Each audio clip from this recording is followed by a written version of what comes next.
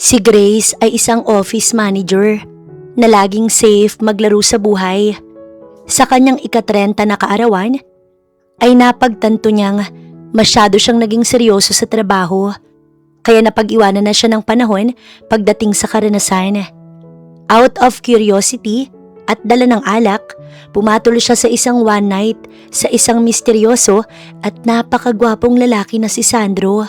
Ang akala niyang best night of her life ay nauwi sa trahedya nang himatayin siya at magkaroon ng medical emergency dahil sa sobrang kaba at exhaustion.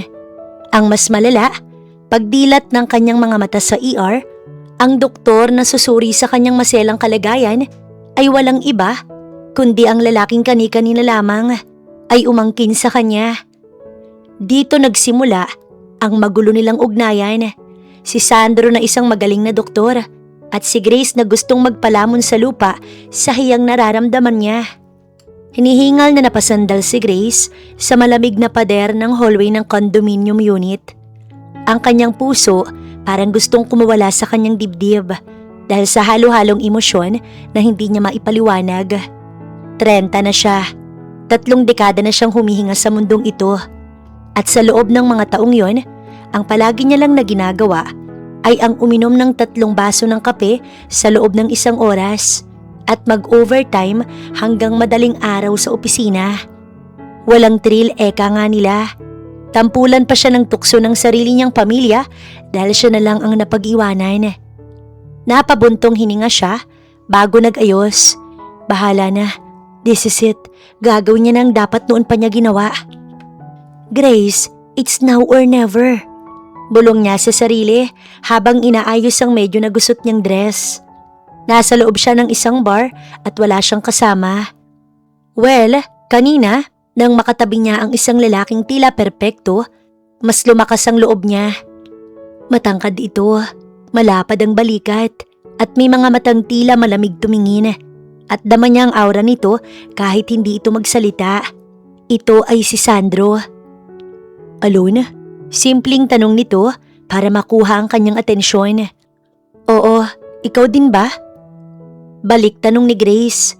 Sa ilang oras nilang pag-uusap na sinamahan ng ilang shot ng tequila, nakalimutan ni Grace ang salitang delikadesa. Ilang sandali pa, dinala siya ni Sandro sa kuta nito at doon, sa gitna ng mga malaking kwarto at ang amoy nitong expensive, isinuko lahat ni Grace. Ang kuryosidad na matagal niya nang itinatago ay parang bulkang sumabog. Ngunit habang nangyayari ang milagro, may isang bagay na hindi inaasahan ni Grace. Ang kanyang katawan na nasanay lamang sa pag-upo sa harap ng computer at pag-aayos ng papers sa trabaho ay tila nagprotesta. Ang kanyang paningin nagsimulang mag-blur at ang bawat tibok ng kanyang puso naging sobrang bilis. Are you okay? Tanong ni Sandro. Baritono ang boses nito nang magwika habang siya ay sinusuri. I think I'm just overwhelmed. Sagot ni Grace, pero bago pa siya magdagdag ng sasabihin, ang paningin niya ay biglang umikot. Ang huli niyang natandaan ay ang malakas na pagtawag ni Sandro sa kanyang pangalan. Bago naging itim ang paningin niya. Nagising si Grace sa isang pamilyar na amoy. Sa hospital. Pagdilat ng kanyang mga mata, ang puting kisame ng hospital ang bumungad sa kanya. Nasaan ako? Nasa emergency room ka, ma'am. Hinimatay po kayo dahil sa sobrang stress at dehydration, plus your blood pressure. Sagot ng isang nurse na nag-aayos ng kanyang IV drip. Gusto na sanang makahinga ng maluwag ni Grace, ngunit biglang bumalik sa kanyang alaala ang kagabing nangyari. Nanlaki ang kanyang mga mata. Nasaan si Sandro? Nakita kaya nito ang lahat? Ang kahihiyan niya? Wait, sinong nagdala sa akin dito? Yung kasama niyo po kanina. Sabi niya siya na raw ang titingin sa inyo dahil siya ang on-duty doctor dito. Parang huminto ang mundo ni Grace. Eksaktong bumukas ang pinto ng curtain divider. Pumasok ang isang lalaking nakaputing gown. May stethoscope sa leeg at may dalang chart. Ang buhok nito na kanina lang ay magulo dahil sa kanilang ginawa ay maayos na ngayon. Tila bagong suklay. Pero ang mukha nito, ang mukhang yon, hinding-hindi niya malilimutan. Dahil ito lang naman ang estrangherong nakatabi niya. Patient Grace Ramos, 30 years old, dulot ng intense physical activity. Seryosong basa ni Sandro sa chart. Tumingin ito ng diretso sa mga mata ni Grace. Walang bakas ng ngiti pero may halong amusement ang mga mata nito. Gusto ni Grace na magpalamon sa hospital bed. Gusto niyang magpanggap na may amnesia. Doc Sandro? Akalain mo nga naman Hindi ko akalain na ang unang pagkikita natin ay mauuwi sa pagiging doktor at pasyente. At magiging ganito ka-memorable, Grace. Inilapit ni Sandro ang kanyang mukha sa tenga ni Grace, sapat na para maamoy ni Grace ang pamilyar nitong bango. Next time, if you're curious about something, make sure you can handle it. Hindi lahat ng pagkakataon ay ako ang on duty na sasalo sa'yo kapag bumigay ka. Bulong nito na may kasamang nakakalokong pilyong ngiti. Alam ni Grace na ang kanyang ika-30 taon hindi magiging tahimik. Nurse, pakihanda ang discharge papers niya. Pero bago yun, kailangan ko muna siyang i-examine ng masinsinan. Napalunok si Grace. Ang akala niyang katapusan ng kanyang kahihiyan, simula pa lang pala. You like the size, huh? Pangaasar pa ni Sandro pero dahil sa kabang nararamdaman, muli siyang nawalan ng malay. Natawa si Sandro. Pakitawag na lang ulit ako kapag nagising siya. She will be fine. Bed rest lang ang kailangan niya. At nurse, pwede bang gawin mong confidential to? Dapat kalmado na siya pagising ulit niya. Ang sabi nila, life begins at 30. Pero para kay Grace, tila ang buhay niya nagtapos na sa sandaling magdilat siya ng mata sa ilalim ng nakakasilaw na lights ng emergency room. Nandito pa rin siya dahil nahimatay na naman siya. Nakakahiya na talaga. Gustong sampalin ni Grace ang sarili niya para mawala ang kaba niya. Bakit pa siya kakabahan ngayon? Naging buo naman ang kanyang desisyon. Gising na ang pasyente na pinapa-special ni Doc. Sambit ng isang nurse. Gusto ni Grace na takpan ang mukha niya ng kumot. Sariwa pa sa alaala niyang mga pangyayari. Ang bar at 5 shots ng tequila na nagbigay sa kanya ng peking tapang. Napabuntong hininga siya. Ilang sandali pa, bigla na lang pumasok ulit si Sandro. Bakit ba kasi naisip niyang makipagtsuktsakan na agad sa mismong ika-30 pa niya? Grace, tatanda kang dalaga kung puro trabaho ang inaatupag mo. Ayos na yung ginawa mo. For experience ba? Pilit na ginagaslight niya ang sarili. Kaya naman, sa unang pagkakataon na naging curious siya, isinuko niya ang lahat sa lalaking iyon sa loob ng marangyang penthouse. Ang problema, hindi man lang na-inform ang gagang si Grace na kailangang kayanin nito ang matinding pagtitiis dahil sa pagiging first-timer. How are we feeling, Miss Ramos?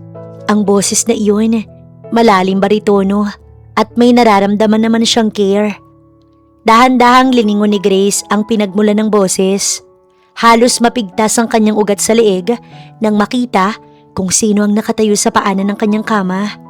Hindi pa rin siya makapaniwala until now na ang lalaking nagwarak sa anes niya ay ang doktor na titingin pala sa kanya. Hindi mo naman ipagsasabi to, no? Nauutal na tanong ni Grace. Ang lalaking kani-kanina lang, nakikita ang lahat sa kanya, ngayon ay seryosong nakatingin sa kanya. Paniguradong pinagtatawanan siya nito sa isipan. Yes, at ikaw ang pasyenteng dinala rito dahil hinimatay ka. Dahil hindi kinaya ng katawan mo ang matinding aktibidad na ginawa ng Natigilan ito saglit bago muling nagsalita. Normal lang naman ito dahil first time mo. Tumingin ito sa kanya at sa isang saglit, ang seryosong mukha ng doktor napalitan ng isang mapaglarong ngisi na siya lang ang nakakakita. Natakot ako ng bahagya, Grace. Akala ko, kailangan na kitang i-CPR sa loob ng elevator. Gusto ni Grace na magpalamon sa lupa. Bakit ikaw ang tumitingin sa akin? Wala bang ibang doktor? Intern, kahit sinong in charge dito, ayos lang sa akin. Bahagyang lumapit si Sandro. Amoy mint ang hininga. Malayo sa amoy alak na amoy ni Grace kanina sa penthouse. May magagawa ka pa ba? At ikaw bilang pasyente ko, Kailangang sumunod ka sa mga payo ko. You need to relax. Siguro dahil sa gulat o baka dahil sa huling alaala mo bago ka nawala ng malay. Nagulat lang naman siya sa size eh. Wala akong matandaan. Baka dehydration lang to or kaya naman baka sa alak na nainom ko kanina. Is that so? Inilabas ni Sandro ang kanyang stethoscope. Huminga ng malalim. Nang idikit ni Sandro ang malamig na dulo ng stethoscope sa dibdib ni Grace, ay naramdaman niya ang kuryenteng tila muling gumapang sa kanyang balat.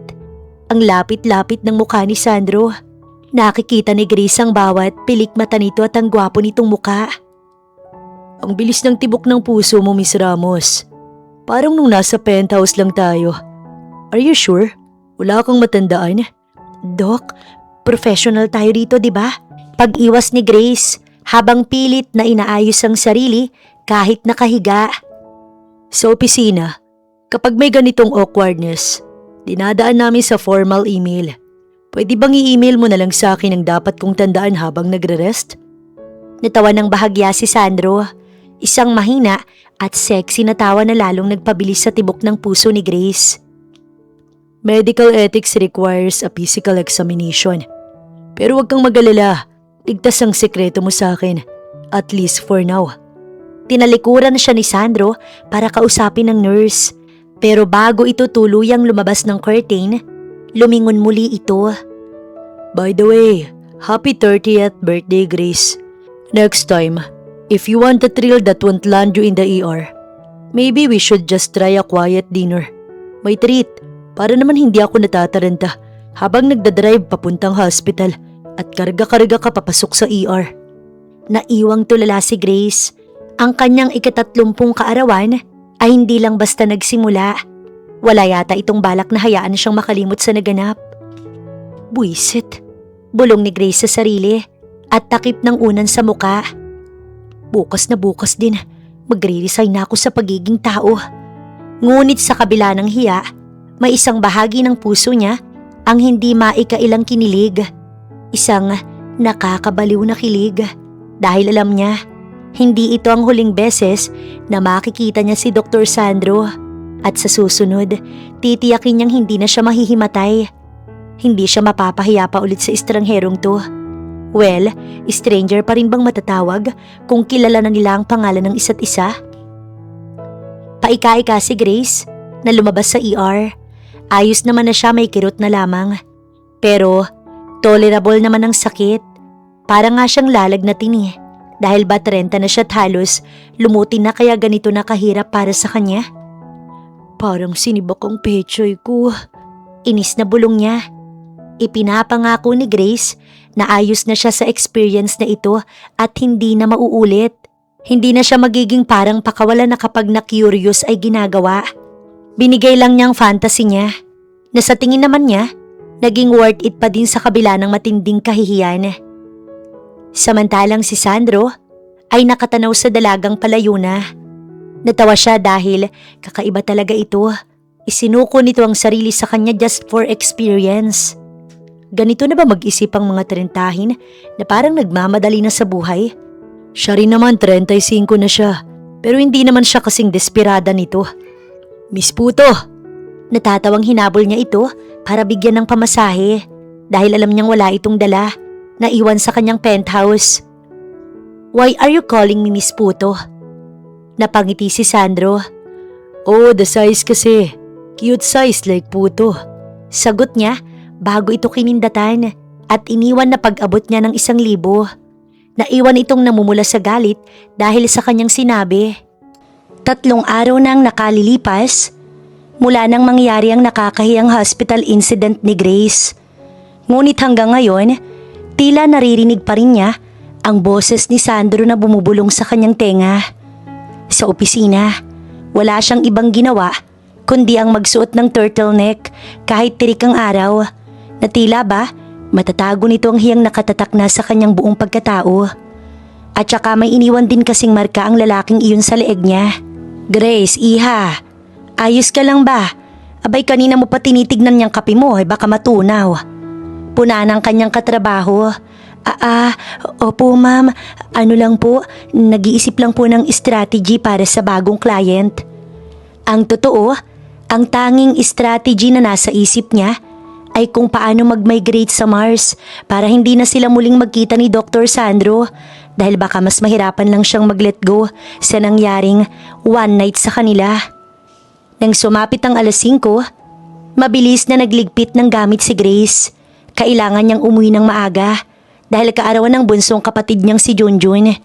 Kahit 30 na siya at ito'y 25 pa lang, si Junjun ang palaging pasimuno sa pang-aalaska sa kanya tungkol sa pagiging single at tuyot na love life niya. Ate, nandyan ka na pala. Akala ko nag-overtime ka na naman para takasan ng katotohanang tumatanda ka ng dalaga. Bungad ni Junjun pagpasok pa lang ni Grace sa pintuan ng kanilang bahay. Tumigil ka nga Junjun, may dala akong cake, kumain ka na lang. Ayos lang yan ate, don't worry, may sorpresa ako para sa'yo. Dahil 30 ka na at mukhang kinalawang ng social life mo. Inimbitahan ko ang mga dati kong tropa sa noong college at saka may isa pa akong kaibigan na doktor. Wala akong pakialam sa mga tropa mo, maliligo lang ako. Wala siyang time makipagsalamuha at wala din sanang balak umuwi ngayon kundi lang birthday ni Junjun. Pagkatapos maligot magbihis ng isang simpleng pangbahay na t-shirt, dahil kampante siyang mga batang paslit at mga barkada lang ni Junjun ang darating, bumaba na si Grace. Rinig niya ang tawanan sa loob ng dining area. Masaya naman siya para sa kapatid niya na nararanasan nito ang mga ganitong bagay. Oh, ay na palang reyna ng mga matandang dalaga. Guys, si Ate Grace. Ate, kilala mo naman sila di ba? Si Mark, si Kevin at syempre, ang idol nating lahat, ang big shot na tropa ko na kararating lang galing abroad last month. Dahan-dahang lumingon si Grace. Nanigas ang kanyang mga binti. Ang baso ng juice na hawak niya, muntik nang malaglag dahil sa gulat. Nakaupo sa tapat ng kanilang hapagkainan. May hawak na bote ng beer at nakasuot ng isang simpleng polo shirt na nakatupi hanggang siko. Ay walang iba, kundi si Sandro. Si Sandro na nakatsuktsakan niya. What a small world. Tumigil ang mundo ni Grace. Ang maingay na paligid ay naging tila slow motion. Ang ngiting ibinigay ni Sandro sa kanya, hindi katulad ng ngiti nito sa hospital. Mas malalim ito ngayon, mas personal at mas nakakalunod. Sandro? Wait, magkakilala kayo? Gulat na tanong ni Junjun. Palipat-lipat ang tingin sa dalawa. Ate, si Sandro to. Yung genius na lagi nagtuturo sa akin sa biology nung college ako.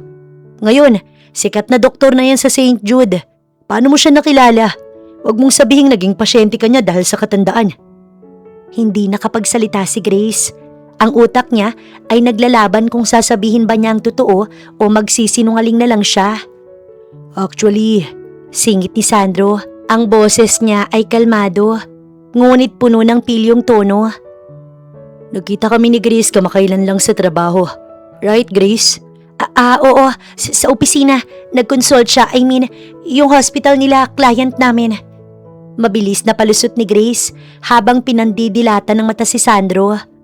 Tumayo si Sandro at lumapit sa kanya. Hindi lang yun, Junjun. Ang ate mo ay isa sa mga interesadong taong nakilala ko at masyado siyang matanong. Curious talaga siya sa maraming bagay. Napalunok si Grace. Alam niyang may double meaning ang bawat salitang lumalabas sa bibig ng lalaki. Huwag naman sana siyang ilaglag. Naupo sila para kumain. Katapat ni Grace si Sandro habang sa gilid niya ay walang tigil sa pagsalita si Junjun. Alam mo ba Sandro, etong si ate, sobrang boring yan. Akala ko nga magmamadre yan eh. Pero nung isang gabi, umuwi na parang sabog tapos nalaman ko na lang na dinala sa hospital. Napaka-clumsy kasi. Nabulunan si Grace kaya agad siyang uminom ng tubig bago sinaway ang kapatid niya. Junjun, pwede ba? Kumain ka na lang? Bakit? Totoo naman diba? Sabi nung nurse na nakausap ko sa phone nung tumawag ako sa ER. Over-exhaustion daw. Ano ba kasing ginawa mo ate? Nag-marathon ka ba't sobrang napagod ka? Tumingin si Sandro kay Grace. Pagkatapos, uminom ng beer bago sumagot. Actually, Junjun, Normal lang yun sa mga taong biglang sumasabak sa mabibigat na gawain na hindi nila nakasanayan. Physical activity can be very difficult if you are not prepared. See, pati yung doktor agree sa akin. Ate, kailangan mo na talagang mag-asawa para may mag-aalaga sa'yo. Sayang tong si Sandro. Single din at mas ahead sa'yo ng edad. Kaso masyado mataas ang level nito para sa'yo. Okay lang, Junjun. I don't mind. Sometimes, it's fine naman na sumubok. Banat ni Sandro habang nakatitig ng diretso kay Grace. Minsan, yung mga akala mong tahimik at boring, sila pala yung pinaka nakakasorpresa sa lahat. Uminit ang buong mukha ni Grace. Pakiramdam niya ay liyab na ang kanyang mga pisngi. Ang asaran ay nagpatuloy. Sa bawat hirit ni Junjun tungkol sa kanyang pagiging matandang dalaga, ay laging may pambawi si Sandro na tila ba ipinagtatanggol siya. Pero kasabay nito ay binubuko rin ang nangyari sa kanila sa mga double meaning nito na hindi naman napapansin ng mga kasamahan nila. Pagkatapos ng hapunan, nagpresenta si Grace na maghugas ng plato para lang makatakas sa presensya ni Sandro. Pero hindi nakatakas ng matagal nang lumabas siya sa likod bahay para magpahangin. Naabutan niya si Sandro na nag-iisa roon, nakasandal sa pader at nakatingala sa mga bituin. Bakit hindi mo sinabing tropa mo ang kapatid ko? Inis na tanong ni Grace habang papalapit. Lumingon si Sandro, ang kanyang muka nasisinaga ng dilaw na ilaw mula sa garden lamp. Bakit? May pagkakaiba ba kung alam mo? Siyempre, sana hindi ko ginawa yon kung alam kong kaibigan ka ni Junjun. Ngayon para na ako nakatapak sa kumunoy. Isang maling salita mo lang. Katapusan na ng dignidad ko sa pamilyang to. Humakbang palapit si Sandro. Sapat na para maramdaman ni Grace ang init ng katawan nito. Dignidad? Grace, what happened between us wasn't a crime. It was an experiment. At sa tingin ko, pareho nating nagustuhan ang resulta. Bukod sa bahagi na nahimatay ka dahil sa size na hindi mo inaasahan. Sandro, please lang, 30 na ako. Oo, mas matanda ka pero hindi pa rin tama. Hindi na ako teenager para makipaglaro sa ganito. At kapatid ko pa ang tropa mo. Age is just a number, Grace. At ang pagiging tropa ni Junjun, bonus lang yon. At least, hindi ko na kailangan mag-effort na ipakilala ang sarili ko sa pamilya mo. Nakangiting sabi ni Sandro. Inabot nito ang isang hibla ng buhok ni Grace at inilagay sa likod ng kanyang tenga. Don't be so hard on yourself. Hindi ka matandang dalaga. You're just well-preserved. Ano siya, pagkain? Buisit ka? Mahinang sabi ni Grace, pero hindi niya maalis ang kanyang tingin sa mga labi ni Sandro. Ate, Sandro, anong ginagawa niyo dyan sa dilim? Mabilis na lumayo si Grace kay Sandro. Wala, baliw ka ba? Nagtatanong lang ako tungkol sa bitamina. Oo, bitamina. Sus, bitamina o vitamin C? Kasi parang naglalayag ng imahinasyon nyo eh. Pasok na kayo rito. Mag-video okay tayo. Sandro, kanta ka. Habang naglalakad pabalik sa loob, naramdaman ni Grace ang marahang paghawak ni Sandro sa kanyang kamay. Isang mabilis na pisil na tila ba nagsasabing, "Huwag kang mag-alala, mahaba pa ang gabi natin." Dito naisip ni Grace na ang buhay niya na dati parang tuwid na linya noon ay naging isang magulo, nakakalito, pero nakakabaliw na ngayon dahil kay Sandro. Paano pa niya ito matatakasan? Sabi pa naman niya, wag na sanang magsalubong ang landas nila. Pero eto ngayon si Sandro, nasa bahay nila at ang lagkit ng tingin sa kanya na para bang nais maulit ang gabing yun. Grabe ang nangyari sa birthday ni Junjun. Hindi inaasahang revelasyon na muli silang magtatagpo para bang nakatadhana na. Ilang araw pa ang lumipas, hindi pa mapapahinga si Grace. Dahil ang bawat pamilya may sari-sariling tradisyon.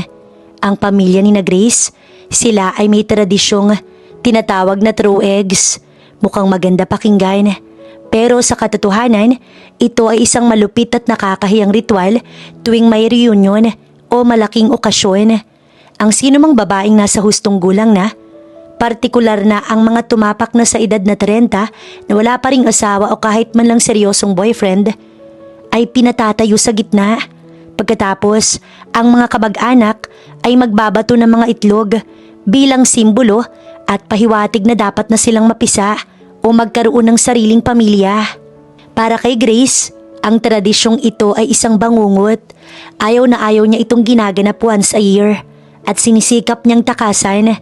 Pero ang ina nila, hindi sila makakatakas sa galit nito. Oh, Grace, bakit nakatago ka riyan sa likod ng sofa? Halika rito sa gitna. Sigaw ni Tita Baby, ang pinakamarites sa kanilang lahat. 30 ka na, iha. Nung edad ko'y 3 na ang anak ko. Ikaw puro ballpen at folder pa rin ang kasama mo sa kama. Nagtawanan ng mga pinsan ni Grace. Ang kanyang mama naman nakatingin lang na may halong awa at pagsang-ayon. Sige na, Grace, para lang naman to sa swerte. Baka pagkatapos nito, mahanap mo na ang dawan mo. Ma naman, 2026 na, naniniwala pa rin kayo sa ganyan? Nasa likod bahay sila ng kanilang ancestral house para sa birthday celebration pa rin ni Junjun na isinabay na sa mini reunion. Ang hindi alam ni Grace, inimbitahan na naman pala ni Junjun si Sandro. Pumayag din naman ito para makipag-inuman sa kanyang mga tito. At ngayon, tahimik na nakamasid sa isang sulok habang hawak ang baso. Halika ate, huwag kang killjoy. O joke ni Junjun na may hawak ng isang tray ng mga itlog. Isang malakas na pisalang para sa matandang dalaga. Walang nagawa si Grace. Humakbang siya sa gitna ng bilog habang ang lahat ay naghahanda na. Ang kanyang mga pinsan may hawak ng itlog. Handang-handa na siyang gawing omelette sa harap ng lahat. Wait, bago ang batuhan, ang tanong ng bayan. Grace, kailan ka ba talaga mag-aasawa? Baka naman nakalimutan mo na kung paano humarot. Asar ni Tito Boyet. Imuko si Grace. Ang kanyang kamao ay nakakuyom. Gusto niyang sumigaw. Gusto niyang sabihin, may nangyari na sa akin kamakailan lang at doktor ang nakagawa. Pero syempre, hindi niya pwedeng gawin yun. Hinintay na lang niyang unang tama ng malansang itlog sa kanyang ulo o mukha o sa katawan. 1, 2, 3, sigaw ni Tita Baby. Pumikit ng mariin si Grace. Narinig niya ang pagbagsak ng mga itlog. Pero sa halip na maramdaman ng malapot at malansang likido sa kanyang buhok, naramdaman niya ang isang malapad at matigas na harang sa kanyang harapan. Isang pamilyar na bango na hindi niya makakalimutan ng bumalot sa kanyang pangamoy. Naririnig niya pa rin ang pagbasag ng mga itlog, pero hindi sa kanya. Dahan-dahang idinilat ni Grace ang kanyang mga mata. Ang kanyang paningin tumama sa harapan ng lalaking nakatayo sa harap niya. Nagsisilbing panangga, si Sandro. Ang kanyang puting polo shirt ay mayroon ng mga mantsa ng dilaw at puti ng itlog. Ang kanyang balikat ay minakasabit pang balat ng itlog. Dahan-dahang humarap si Sandro sa mga kamag-anak ni Grace na ngayon ay tulala at laglag ang mga panga. Sandro? Gulat na sambit ni Junjun. Kalmado lang ang mukha ni Sandro. Pinunasan niya ang isang bahagi ng kanyang braso na natalsikan ng itlog, tsaka tumingin ng seryoso sa lahat. Sorry po, hindi ko yata kayang panoorin ng isang tradisyon na nagpapahiya sa isang babae. Ang boses ni Sandro, malamig pero may otoridad. Iho, sino ka ba? Bakit ka humaharang? Takang tanong ni Tita Baby, na tila na humaling agad sa kagwapuhan ni Sandro kahit may itlog ito sa damit. Sandro Alessandro po, doktor ni Grace at kaibigan ng pamilya nila. At sa tingin ko, hindi niyo na kailangan gawin ang tradisyong ito sa kanya. Hindi dahil sa kailangan niyang fertility lock, kundi dahil hindi naman siya mailap sa pag-ibig. Sadyang, choice lang niya na wag na muna. Nagkaroon ng bulungan sa paligid. Ang mga pinsan ni Grace nagsimulang magtanungan. Siya ba ang boyfriend ni Grace? Doktor kamo, ang gwapo naman. Lumingon si Sandro kay Grace. Sa harap ng lahat, hinawakan niyang pisngi ni Grace at pinunasan ng maliliit na talsik ng itlog na doon ay dumapo. Ang kanyang tingin, tila nakakatunaw ng puso ni Grace. Okay ka lang ba? Bakit mo ginawa to? Ang dumi mo na tuloy. I told you, Grace, hindi kita hayaang mahulog ng walang sasalo. At sa kasong to, hindi kita hayaang mabastos ng wala akong ginagawa. Lumingon si Sandro sa mga matatanda. At para po sa inyong kaalaman, Hindi po matandang dalaga si Grace. Siguro po masyado lang kayong mabilis manghusga. Pero ang isang katulad niya, hindi yan dapat minamadali. She's worth the wait. Kaya sana itigil na natin ang pagbato ng itlog. Baka kasi sa susunod, ang pasyente ko ng si Grace ang dalhin niyo sa hospital dahil sa high blood niya sa inyo. Napatawa ang ilang mga tito ni Grace dahil sa hirit ni Sandro. Pero ang mga tita niya, tila nakahanap ng bagong target ng investigasyon. Aba Grace, sino tong gwapong doktor na to? Hindi mo sinasabi sa aming may reserba ka na pala. Panunukso ni Tita Baby. Bago pa makasagot si Grace, si Sandro na ang sumagot. I'm the one who's lucky to meet her. Ngayon po kung mapapatawad niyo ako sa ginawa ko. Excuse po muna. Kailangan ko lang magpalit ng damit. Grace, do you have a spare shirt? Dinala ni Grace si Sandro sa itaas, sa dati niyang kwarto, para doon ito maglinis. Ang puso ni Grace ay parang nagpapatugtog ng drum sa sobrang bilis ng tibok. Sorry talaga Sandro, ganyan talaga sila mga walang preno ang bibig. Sabi ni Grace habang binibigyan si Sandro ng isang t-shirt ni Junjun na mukhang kasya naman dito. Hinubad ni Sandro ang kanyang polo shirt sa harap ni Grace. Hindi agad nakaiwas ng tingin si Grace, kaya naman nakita niya ang perpektong hubog ng katawan ng doktor. Mabilis siyang tumalikod, pero huli na dahil ang imahe ay nakatatak na sa kanyang utak. It's fine Grace, masaya rin namang maranasan ang mga ganong bagay. Ngayon alam ko na kung saan mo nakuha ang ugali mong matigas ang ulo. Puro pala matitigas ang ulo ng mga kamag-anak mo. Pero bakit mo sinabi yun na worth the wait ako? Baka isipin nila. Isipin nila ang totoo? Pagputol ni Sandro, naglakad siya papalapit kay Grace hanggang sa maipit si Grace sa pagitan niya at ng pader. Grace, nung gabing dinala kita sa hospital, hindi lang kuryosidad ang naramdaman ko. At lalong hindi lang dahil sa tropa ko si Junjun. Kaya ako nandito ngayon. Anong ibig mong sabihin? I mean, I like the way you challenge me. I like the way you look at me na tila ba gusto mo kong lamunin. Pero nahihiya ka. At yung pagbato ng itlog, kahit 1,000 itlog pa ang ibato nila, haharangan ko lahat yan para sa'yo. Sandro, baka nakakalimutan mong one night lang dapat yon. Isang gabi na naging simula ng marami pang gabi, Grace. Unless gusto mong manatiling matandang dalaga sa paningin nila. Biglang bumukas ang pinto at pumasok si Junjun. Ate, Sandro, tawag na kayo sa baba. Magpapapicture daw ang mga tita sa future doctor ng manugang ng pamilya. Sabi ko sa iyo kung muna itong pinasok mo Sandro, hindi ka na makakalabas. Sinong may sabing gusto kong lumabas? Bulong ni Sandro bago siya kumindat at sumunod kay Junjun sa ibaba. Naiwang mag-isa si Grace sa kwarto, humihinga ng malalim. Ang kanyang 30 taon, hindi pala boring. Ito na ba ang taon niya na magkaka-love life na siya? At sa unang pagkakataon, hindi na siya natatakot tumanda. Dahil kung ganito naman kagwapong makakasama niya sa pagtanda, kahit araw-araw pa silang mag-baby time ni Sandro ayos lang. Napangiti si Grace, para siyang nagdadalaga pa lang sa sobrang kilig niya ngayon. Pero natigilan ito nang sumulpot muli si Junjun. Hoy, bet mo si Sandro? Ate, tumigil ka kung paaasahin mo lang siya. Napakatino ng tropa ko Magagalit talaga ako sa'yo. At isa pa 3 taon sila ng ex niya. At kahit ayos na siya ngayon, ayoko pa rin basta ipagkatiwala siya. Doktor din ang ex niya ate at maayos silang naghiwalay. Sana totoo ka sa kanya. Paliwanag ni Junjun. Napakunot ang noo ni Grace. Pinagsasasabi mo. Good friend lang kami. Niligtas kasi niya ako ngayon. Depensa ni Grace sa kapatid. Pagkatapos ng matinding sinapit ni Grace sa reunion at pati ang itlog incident, tila naging maugong ang pangalan ni Dr. Sandro Alessandro sa kanyang buong pamilya at maging sa opisina nila Grace. Pero para kay Grace, ang mas malaking problema ay ang kanyang sariling damdamin. Sa tuwing nakikita niya ang pangalan ni Sandro sa kanyang phone, tila may nararamdaman siyang earthquake sa loob ng kanyang dibdib. Biyernes ng hapon, habang abala si Grace sa pag-aayos ng mga dokumento, ay isang text ang nagpatigil sa ginagawa niya.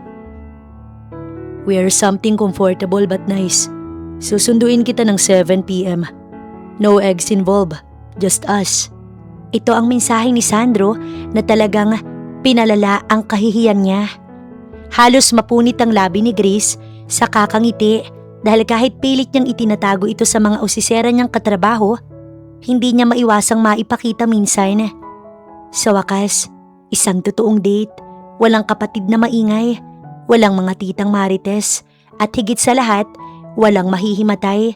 Hindi naman kasi ito tsuktsakan, ito'y simpleng date sa doktor na nakakuha sa kanyang very innocent side. Eksaktong 7:00, pumarada ang itim na SUV ni Sandro sa tapat ng bahay ni na Grace. Lumabas ang doktor na tila ba isang modelo. Nakasuot ito ng navy blue na polo shirt na hapit sa kanyang magandang pangangatawan at khaki pants. Simple, pero para kay Grace, ito ang pinakagwapong nilalang na nakita niya sa buong buhay niya. "You're beautiful, Grace." Bungad ni Sandro nang ito ay makalapit. Hindi na ito nag-atubili at hinawakan agad ang kamay ni Grace. "Salamat, medyo kinakabahan lang ako. Baka kasi kung saan na naman tayo umuwi." "Don't worry. This time, I'll make sure the only reason your heart beat fast is because of me, not because of some medical condition." Sagot ni Sandro bago pinagbuksan ng pinto ang dalaga.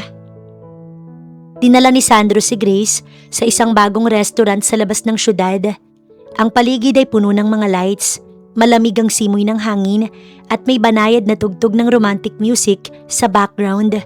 Perpekto itong lugar para sa mga nagde-date pa lang talaga. Alam mo Sandro, akala ko nung una hindi ka ganito. Na isa ka lang rin sa mga lalaking mahilig maglaro. Pero yung ginawa mong humanang ka sa harap ng mga kamag-anak ko, hindi ko alam kung paano magpapasalamat. Hindi mo kailangang magpasalamat, Grace. Ginawa ko yun dahil gusto ko.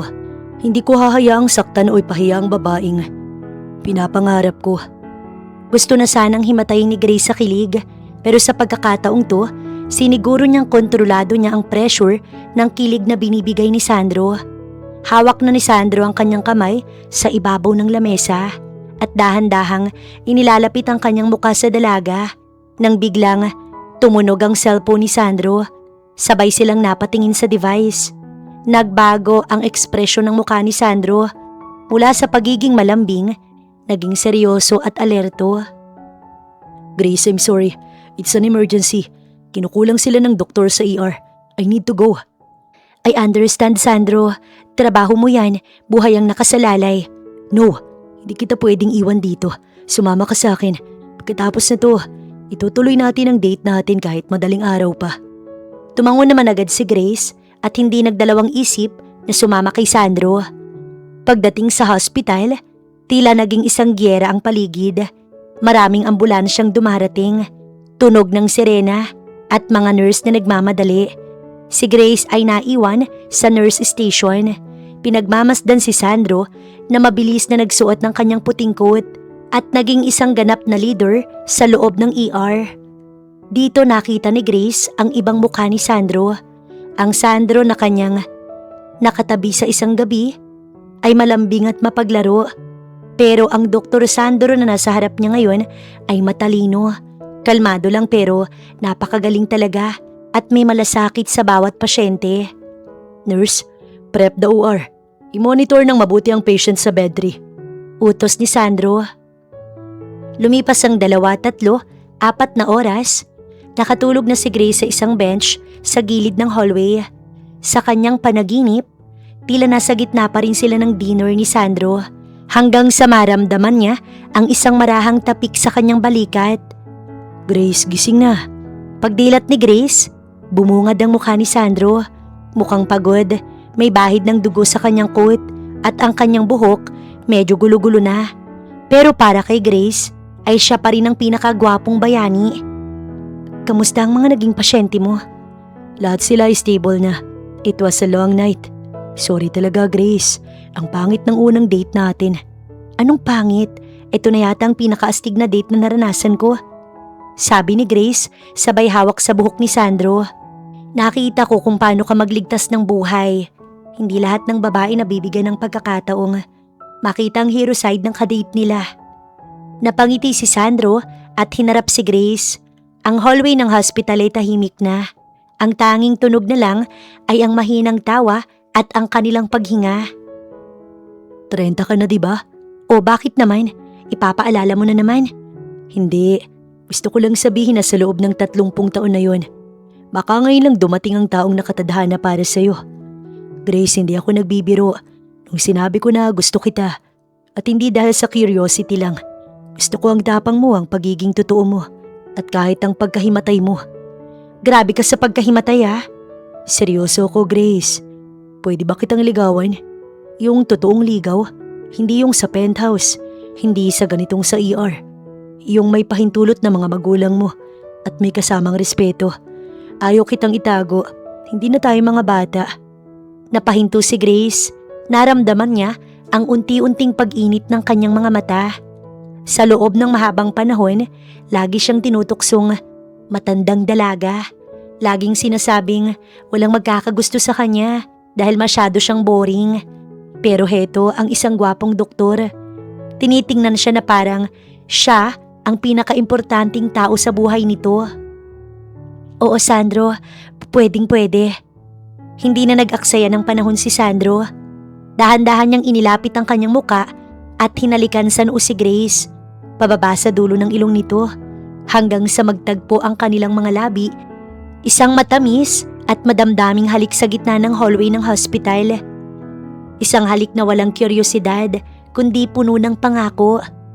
Wait lang, anong sasabihin ko kay Junjun? Sigurado nga asarin ako noon na doktor ang nakuha ko para gamutin ang pagiging dalaga ko. Natawa si Sandro at niyakap ng mahigpit si Grace.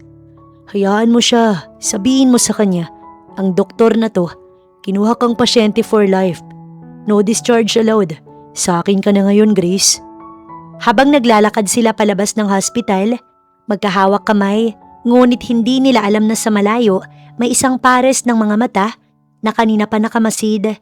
Si Doktora Erica ang tinutukoy ni Junjun na ex ni Sandro na matagal nang naghihintay sa kanyang pagbabalik dito sa Pinas para muling makita ang taong minamahal niya ng sobra. Pero dahil sa inuna niya ang kanyang career, iniwan niya si Sandro.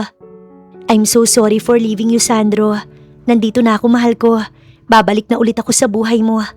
Sambit ni Erica sa sarili bago na pangiti habang pinagmamasdan ng ex niya. Ngunit para kina Grace at Sandro, ang gabing ito hindi katapusan ng isang naudlot na date, kundi ang simula ng kanilang pagmamahalan. Grace at 30 finally found the cure for her lonely heart. Hindi lang siya makapaniwala na ang naka one night lang naman niya ang magiging kadate na pala talaga niya. Pinanindigan nito ang pechay niyang nadiligan. May miss po to.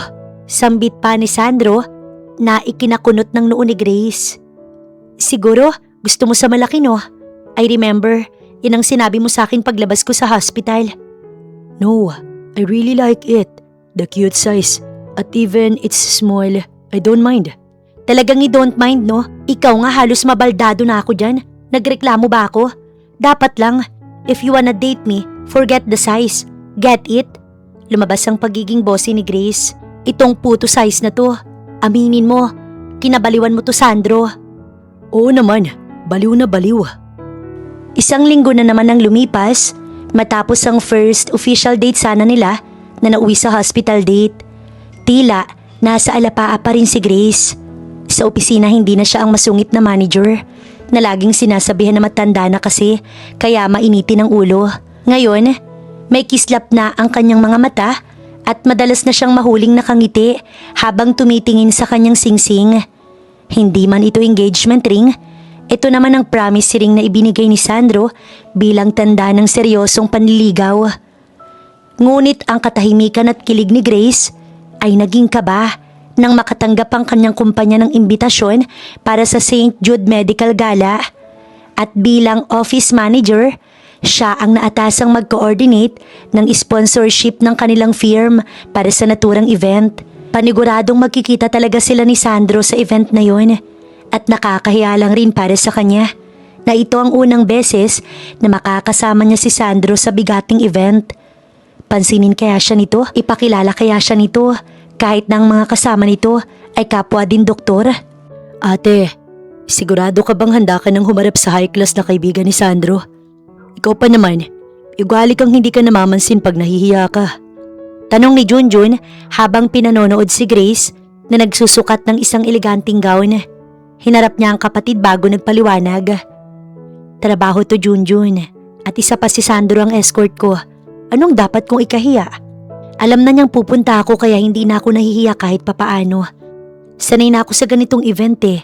Hindi lang ako sanay na may kasamang partner at mandiligaw pa. Natatawang sagot ni Grace, bagamat sa loob-loob niya ay may kaba talaga. Ang venue, puno ng kilalang personalidad sa mundo ng medisina. At nang dumating si Grace kasama si Sandro, ay agad silang sentro ng atensyon. Si Sandro sa kanyang black tuxedo, mukhang isang prinsipe, habang si Grace naman nagmistulang sopistikadang reyna sa kanyang kasuotan. Dr. Alessandro, you're finally here. Isang malambing at malamig na boses ang narinig nila mula sa likuran. Pagharap nila, tumambad ang isang babaeng napakaganda. Ito ay si Doktora Erica Velez. Nakasuot siya ng isang napakagandang gown na malalaman mo talagang may presyo sa tingin pa lamang at higit pa sa kanyang katawan. Ang kanyang buhok ay nakalugay lamang at ang kanyang aura puno ng talino at napaka-elegante. Erica, tipid na bati ni Sandro. Nararamdaman ni Grace ang bahagyang paghigpit ng hawak ni Sandro sa kanyang bewang. And you must be Grace. Nakangiting baling ni Erica sa kanya. Walang bakas ng galit o inggit sa mukha nito. Sa halip, ang mga mata nito ay puno ng paghanga at respeto. Inilahad ni Erica ang kanyang kamay. I've heard so much about you. I'm Erica, the head of cardiology and an old friend of Sandro. Nice to meet you, Doktora. Sagot ni Grace. Pilit na pinapanatili ang kanyang poise. Sandro, hindi mo naman nabanggit na ang napili mo pala isang babaeng may kakaibang ganda at husay sa pamamahala. Sabi ni Erica habang nakatingin kay Sandro. Nabalitaan ko ang ginawa niyang pag-organize sa sponsorship ng kumpanya. Very professional. Grace is full of surprises. Sagot ni Sandro, sabay tingin kay Grace ng may pagmamahal. Napangiti naman sa kanila si Erica. Sa kalagitnaan ng event, nang sandaling kumuha ng inumin si Sandro, ay nilapitan ni Erica si Grace nang mag-isa sa balcony. Inasahan ni Grace na magtataray ito o magbabanta. Pero nagkamali siya. Grace, may I have a moment? Tanong ni Erica. Sumandal siya sa pasamano ng balcony. Tinitingnan ng ilaw ng syudad. Alam mo, Sandro and I, we were perfect match. Parehong doktor, parehong galing sa pamilya ng mga surgeon. We dated for 3 years before I went abroad. Bakit mo sinasabi sa akin to, Doc? Because I want to be honest with you. Hindi ako nandito para gumawa ng eksena o para awayin ka. Professional ako, Grace, at ganoon din si Sandro. I still care for him. Actually, I still love him at balak ko siyang bawiin in a good way. Ayoko masaktan ka kaya sinasabi ko lang sa paraang alam ko na hindi kailangan makipagbangayan, right? We're professional, so bakit natin idadaan sa bangayan? That's childish. Natigilan si Grace. Mas nakakatakot pala ang kalaban na tapat at maayos makipag-usap kaysa sa nanunugod. Gusto kong patunayan sa kanya na mas bagay kami dahil sa mundong ginagalawan namin. Pero hindi ko gagawin yun sa pamamagitan ng paninira sa'yo. Patuloy ni Erica. Lumingon siya kay Grace at ngumiti ng tapat. I will win him back by being the best version of myself and showing him what he's missing. If he chooses you in the end, then I will respect that. Pero sa ngayon, asahan mong magiging competitor mo ko. Politely. Napalunok si Grace. Ang kanyang curiosity, dinala siya sa isang sitwasyong hindi niya akalaing mangyayari. Isang matalinong ex-girlfriend na handang lumaban ng patas. So ano pang laban niya?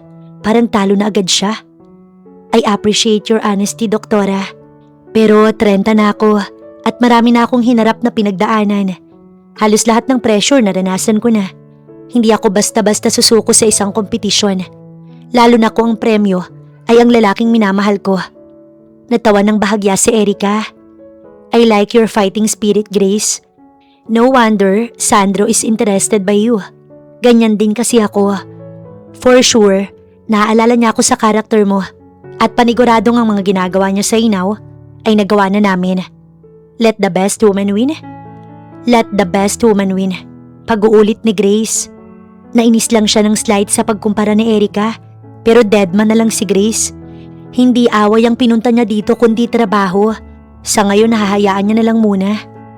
Nang bumalik si Sandro, napansin niya ang tensyon sa pagitan ng dalawa. Bagamat pareho silang nakangiti.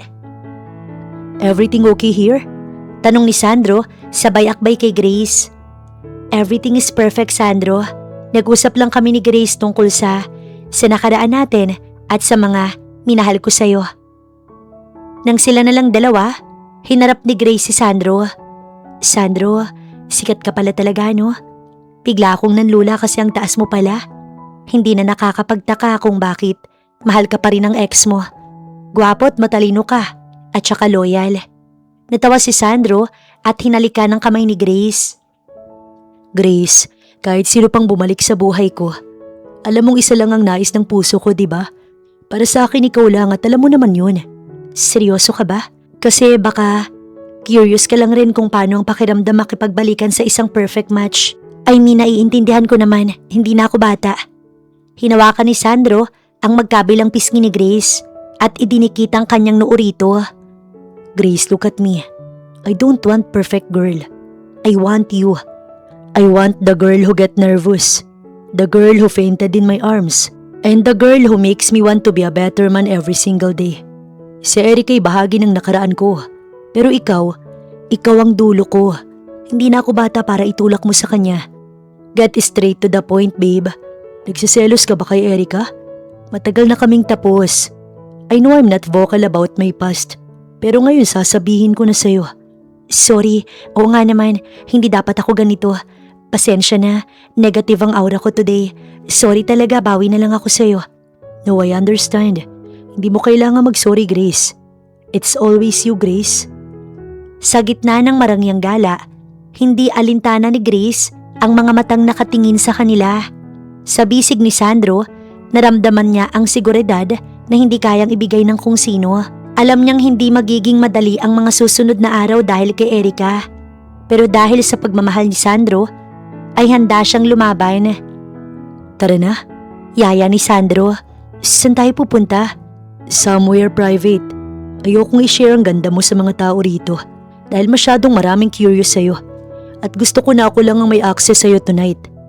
Hila-hila ni Sandro si Grace palabas ng ballroom habang ang kapatid ni Grace na lihim palang sumunod sa event, abalang-abala sa pagkuha ng litrato mula sa malayo.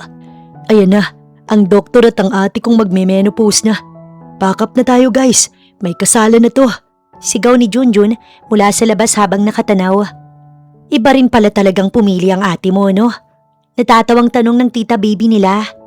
Tropa ko yun, tita. Proud ako na siyang napusuan ni ate ko. Nakakatuwa to. Magiging bayaw ko si Sandro. Junjun? Nagulat si Junjun nang makita siya ni Erica. Ikaw pala, kamusta na? Eto, ayos naman. So, how's life? O si Sandro, nakausap ko kanina. Jun, miss ko na talaga siya. Napasimangot si Junjun. Sorry ha, pero kasi ate ko nang nanalo sa puso ni Sandro. Sana wag ka nang umepal. Please lang. Thank you very much, mauna na ako, Erica. Naiwang tulala si Erica sa sinabi ni Junjun. Hindi naman umalis ang dalawa sa event. Gusto lang nilang masolo ang isa't isa, kaya lumayo lang sila. Ang gabi ng gala ay tila isang panaginip para kay Grace. Matapos ang pakikipag-usap kay Erica sa balcony, dinala siya ni Sandro sa hardin. Isang pribadong sulok na malayo sa ingay ng mga tawanan at kwentuhan. Ang hangin ay sariwa at sobrang payapa pag silang dalawa lang pala. Ang tanging liwanag ay mula sa buwan at mga maliliit na bumbilyang nakasabit sa puno. Grace, kanina pa kita gustong masolo. Masyadong maraming istorbo. Sandro, baka hinahanap ka na yata sa loob. Ikaw ang start of the show, remember? Hindi ko kailangan ng palakpak ng ibang tao. Sapat na sa akin na nandito ka. Sa pagkakataong to, hindi si Sandro ang unang gumalaw. Si Grace na pagod na sa pagiging safe at pagiging matandang dalaga na laging naghihintay, hinila niya ang tuksido ni Sandro para idikit ang kanyang mga labi rito. Isang matamis na mapangahas at determinadong halik. Gumanti si Sandro ng mahigit pa sa energy na ibinibigay niya.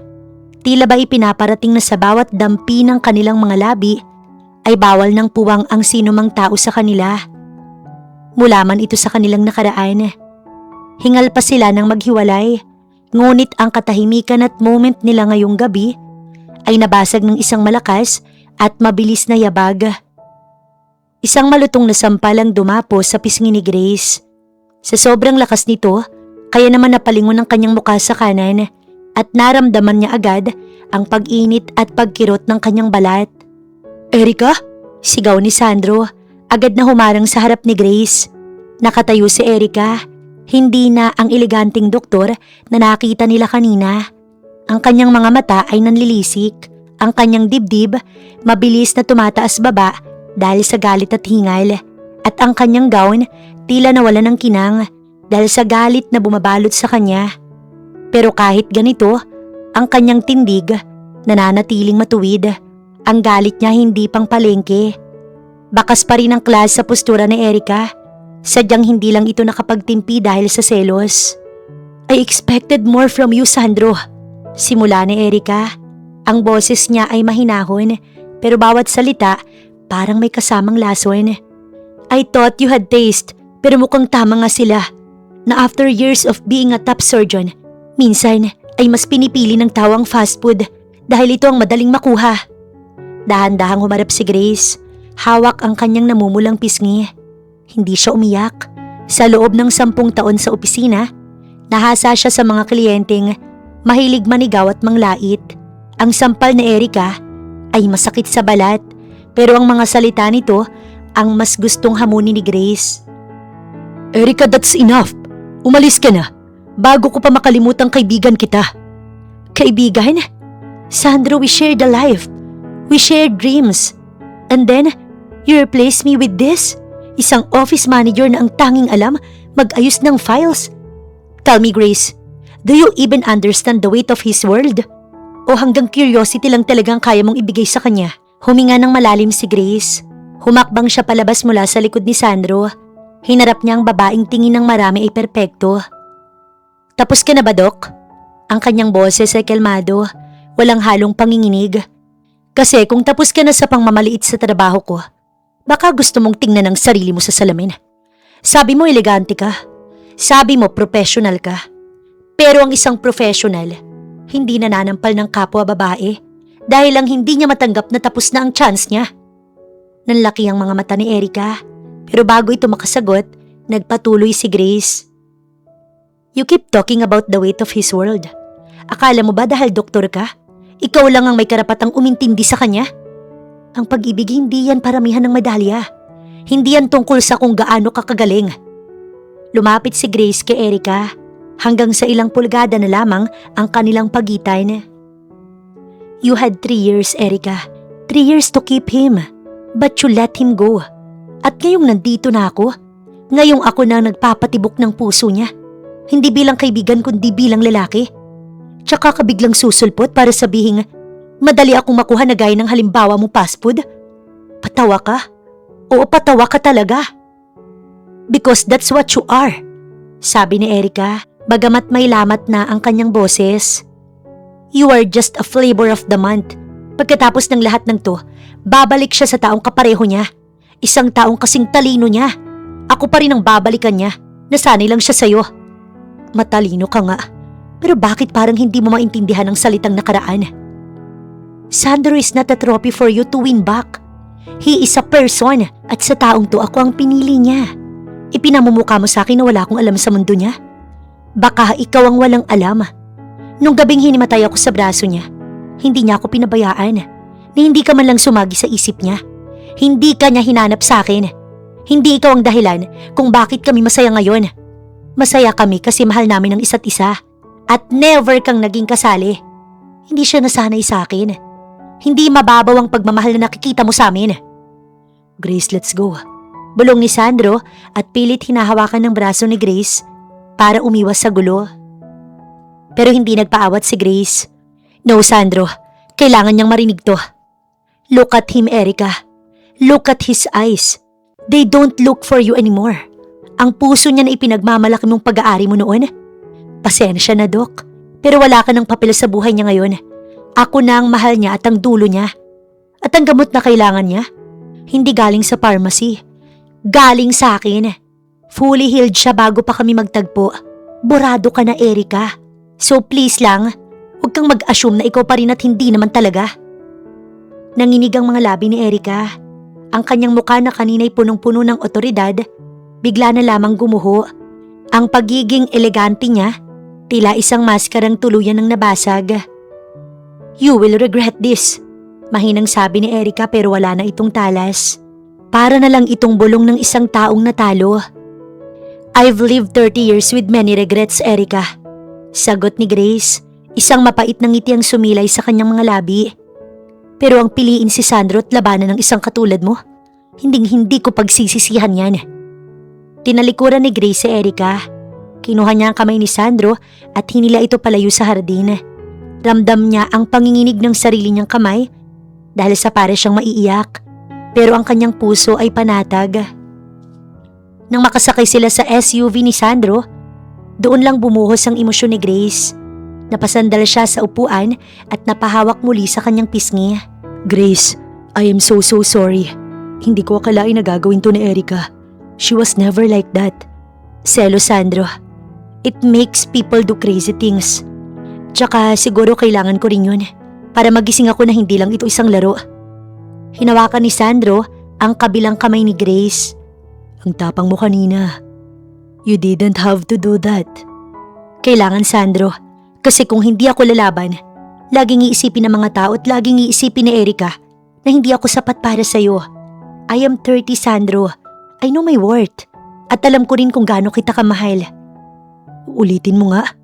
Ang alin, na 30 na ako? No, yung huli. Napangiti si Grace sa gitna ng hapdi ng kanyang pisngi. Mahal kita, Dr. Sandro Alessandro.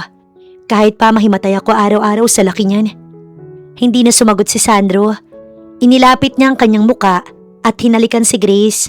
Isang halik na mas malalim, mas masuyo at puno ng pasasalamat. Mahal din kita, Grace Ramos.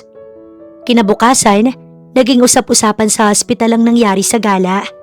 Bagamat sinubukang panatilihin ni Erica ang kanyang professional image, alam ng lahat na may nangyaring lamat. Si Erica ay nanatiling elegante, nanatiling mahusay na doktor. Pero sa tuwing magkakasalubong sila ni Sandro sa hallway, wala nang ngiti, wala nang asaran. Ang kanyang good way na pagbawi sana sa taong mahal niya, nauwi sa isang malamig na distansya. Samantala sa opisina ni Grace, isang malaking bouquet ng mga rosas ang dumating. Hindi ito galing kay Sandro, kundi galing sa kumpanya ni Sandro bilang official recognition sa mahusay na koordinasyon ni Grace sa gala. At may isa pang dumating na bulaklak. Pero sa loob ng card, may maliit na sulat kamay. I'll be home by 6:30 p.m. at magdadala ako ng ice cream. I love you, babe. Nakangiti muli si Grace. Si Sandro lang naman ang magpapadala nito, wala nang iba. Ang hapagkainan ng mga Ramos, hindi kailanman naging tahimik. Pero ngayong gabi, ang katahimikan ay tila bumalot sa kanila. Nakaupo sa gitna si Sandro, suot ang isang formal na puting polo na malinis at plantsadong-plantsado. Sa tabi niya ay si Grace na halos hindi makahinga sa sobrang kaba. Sa tapat nila ay ang kanyang mga magulang at ang kanyang kapatid na si Junjun na kanina pa pabalik-balik ang tingin sa dalawa. Ma, pa, panimula ni Grace. Ang kanyang tinig medyo nanginginig. Nandito po si Sandro dahil gusto po namin na formal na magpaalam sa inyo.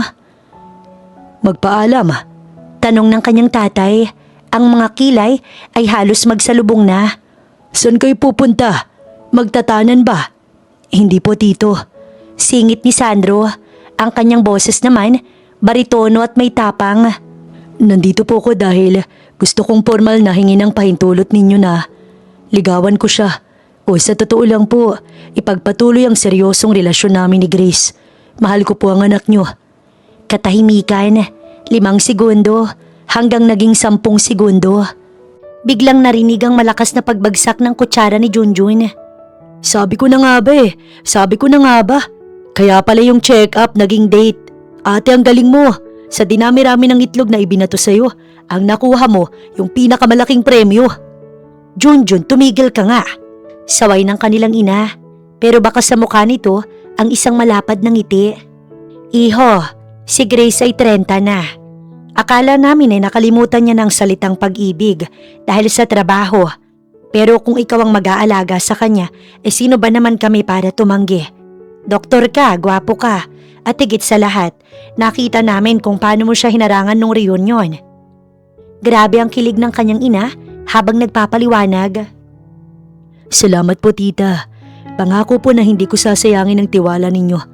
Si Grace ang pinakamahalaga na hawakan ko habang buhay. Napaiyak ang nanay ni Grace sa tuwa habang ang kanyang tatay tumayo at nakipagkamay kay Sandro. Alagaan mo ang anak ko, Dok. Kahit na medyo matigas ang ulo niyan pero ginto ang puso niyan. Kinabukasan, si Grace naman ang isinalang sa hot seat. Dinala siya ni Sandro sa mansyon ng mga Alessandro. At kung ang pamilya ni Grace ay maingay at magulo, ang pamilya ni Sandro, elegante at formal. Ang kanyang mga magulang, parehong retiradong mga doktor. Mom, Dad, this is Grace Ramos, the woman I've been telling you about. Napansin ni Grace ang mapanuring tingin ng ina ni Sandro. Sa loob ng ilang sandali, naalala niya si Erica, pero imbis na sampal, isang mainit na yakap ang natanggap niya. So ikaw palang nagugustuhan ng anak namin. Nabalitaan namin ang nangyari sa gala. I like a woman who knows how to stand her ground. Hindi sapat ang talino kung walang tapang, Grace. Welcome to the family. Doon naramdaman ni Grace ang tunay na pagtanggap. Hindi siya tiningnan bilang isang babae lang na pinakilala ni Sandro. Iba talaga ang pagtanggap ng mga ito. Tiningnan siya bilang babaeng nagpapasaya sa kanilang anak. Sa buong hapunan, naramdaman ni Grace ang respeto at paghanga mula sa mga magulang ni Sandro. Isang bagay na akala niya, hinding-hindi niya mararanasan sa mundong kinabibilangan nito. Matapos ang sunod-sunod na pagpapakilala sa pamilya, ay dinala ni Sandro si Grace sa kanyang rest house sa Tagaytay.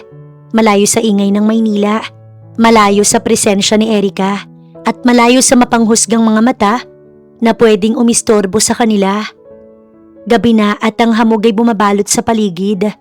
Nakatayo sila sa teres, pinagmamasdan ng magandang view. Ang layo na ng narating natin mula nung gabing nahimatay ako, no? Hindi ka nahihimatayin ngayon. Dahil ngayon, alam ko na kung paano ka hahawakan ng tama. Humarap si Grace kay Sandro. Ang kanyang puso hindi na tumitibok ng dahil sa kaba, kundi dahil sa matinding pananabik. Sandro, nung una, curiosity lang talagang dahilan, pero ngayon, gusto kong ibigay ang sarili ko sa'yo. Buong buo kong ibibigay sa'yo. Hindi dahil sa kuryosidad, kundi dahil mahal kita. Walang salitang binitiwan si Sandro. Binuhat niya si Grace at dinala sa loob ng kwarto kung saan ang tanging liwanag mula sa mga kandilang nakasindi. Dahan-dahan niya itong inihiga sa malambot na kama. Hindi ito katulad ng una nilang gabi na puno ng pagmamadali at alak. Ang gabing ito ay para sa kanila. You are beautiful, Grace. You are more than enough. Nagising si Grace na ang sikat ng araw tumatama sa mukha niya. Sa tabi niya, mahimbing pang natutulog si Sandro. Ang muka ay payapa at may bahid pa ng ngiti. Enjoy talaga ang kumag sa nangyari kagabi. Napatingin si Grace sa kanyang paligid. Grabe, 30 na siya. Wala pa siyang asawa pero mayroon na siyang lalaking handang itaya ang lahat para sa kanya. Hindi na siya ang babaeng 30 na kinakaawaan. Siya na ang babaeng kinaiinggitan dahil natagpuan niyang tunay na pag-ibig sa hindi inaasahang pagkakataon. Biglang bumukas ang kanyang phone. Isang message mula kay Junjun. Ate, pinadalhan kita ng isang tray na itlog sa opisina mo. Pero wag kang mag-alala, nilagan na namin lahat. Celebration daw ng pagiging misis mo soon. Natawa si Grace at napailing dahil alam niyang nagbibiro lamang si Junjun at nais lamang siya nitong kamustahin. Hinalikan niya si Sandro sa noo, sapat na para magising ito at yakapin siya muli ng mahigpit. Good morning, my future wife. Good morning, my favorite doctor. Ang kanilang kwento maaaring nagsimula sa isang pagkakamali, sa isang kuryosidad at sa hospital bed. Pero sa dulo, napatunayan nilang ang pinakamagandang plot twist sa buhay ay hindi iyong nararamdaman nila sa bawat tibok ng kanilang puso. Gagawa ko ng almusal, matulog ka lang dyan, tatawagin na lang kita kapag luto na. Ngunit hindi pumayag si Sandro. Sumama na ito pababa sa kusina. Ayaw nitong humiwalay. Nakayakap lang sa kanya habang naglalakad sila. Naka-boxer lang ang kumag at wala na itong kahihiyan sa kanya. Siya naman, naka-t-shirt na puti na oversize, sapat para matakpan ng pang-ibaba niya. May heater naman kasi sa loob, hindi siya nilalamig ng sobra. Normal na ang temperatura para sa kanya. Parang may iba akong gustong kainin ngayong umaga. Pilyo si Sandro pero hindi niya pinansin. Tuloy siya sa paghahanda ng kanilang almusal. Masaya ako, hindi ka na tinakbo sa ER, mahal. Loko ka rin talaga no? Nahirapan pa din naman pero hindi na kasing tindi na kailangan pang mag-ER. Walang magaganap na eksenang ganoon. Never again. Uuwi na ba tayo sa isang araw o dito pa tayo? Tanong pa ni Sandro. Hinarap niya ito bago nagdesisyon. May trabaho pa rin kasi ako Ayoko rin naman na isipin nila na porket legal na, malaya na masyado sa mga ganito. Gusto ko sanang mag-focus muna sa mga kailangan nating matapos. Pwede ka naman sa place ko Don't worry. Masusolo mo pa rin naman ako kahit umuwi na tayo. Parang nanlambot si Sandro sa labis na kilig. Marunong din pala talagang magpakilig ang kanyang nobya. Mas malala pa nga kasi kuhang-kuha talaga nito ang kiliti niya. Pakasalan mo na kaya ako. Hoy, huwag kang nga magbiro ng ganyan. Dinaanan na lang ni Grace sa tawa pero grabe talaga ang kanyang gulat. At kailan ba ako nag-joke sa'yo tungkol sa nararamdaman ko? Mahal kita, pakakasalan kita. Hindi ako nagjo-joke when it comes to you, my love. Kinaragan niya si Grace. Hoy, ibaba mo ako. No, may gagawin ako para hindi ka na makatanggi. Ha? Ano naman yon? Baby, ang gagawin natin para wala ka ng kawala pa. Hindi natatapos ang lahat sa isang matamis na gabi sa Tagaytay. Para kay Sandro, ang susunod na hakbang ay ang siguraduhing hindi na pakakawalan si Grace habang buhay.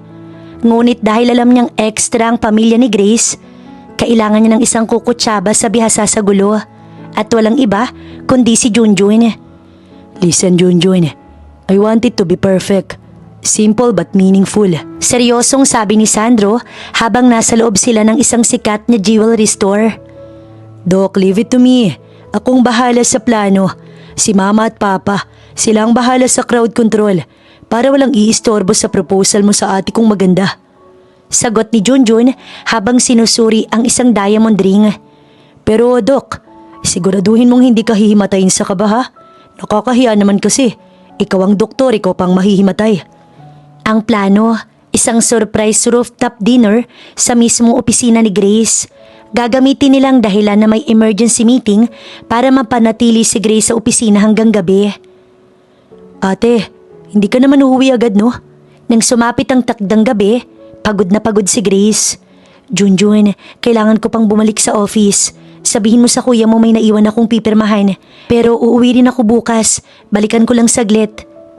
Sige, basta mamaya ka na lang talaga umuwi. May ginagawa pa kami ni kuya. Importante to. Huwag kang makulit. 30 ka na pero parang bata ka pa rin kausap. Asar ni Junjun.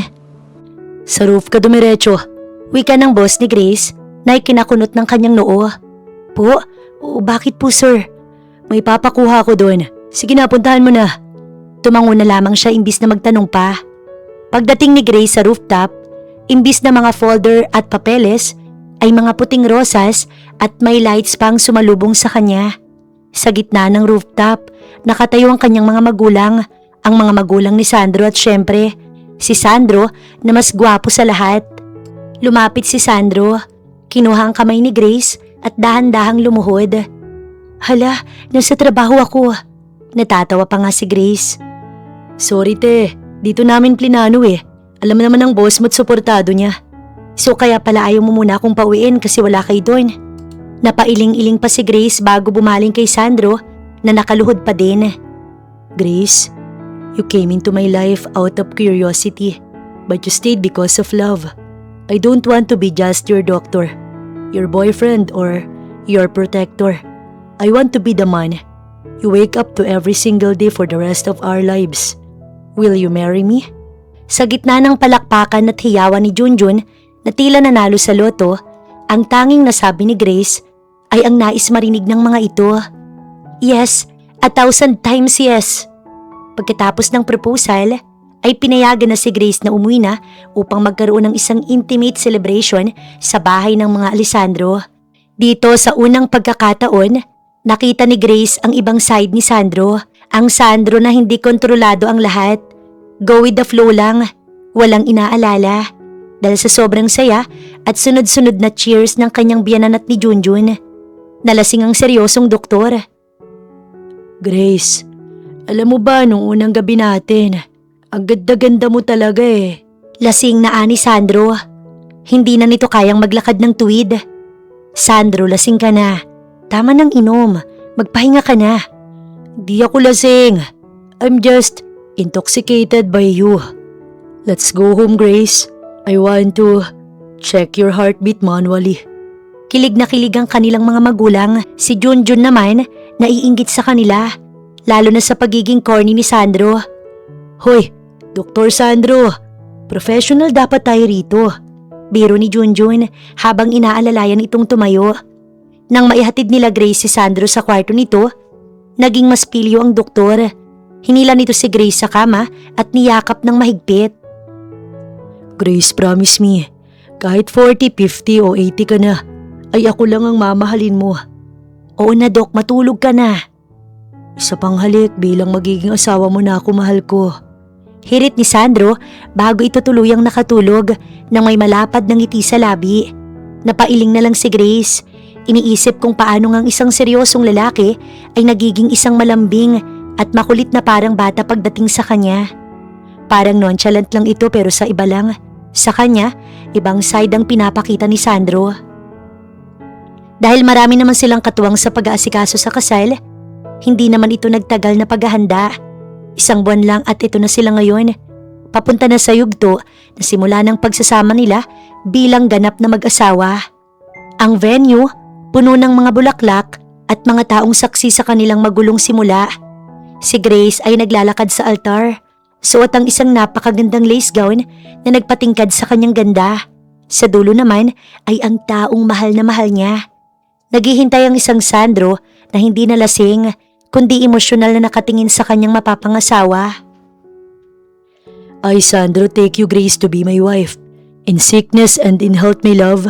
Sa'yo lang ako magpapa-under at hindi ko ikakahiya yun. Proud na sabi ni Sandro sa kanyang vows na nagpatawa sa buong mga bisita. And I, Grace, take you, Sandro, to be my husband, to love you, even when you're being a pilyong doktor, and to always be curious about our future together.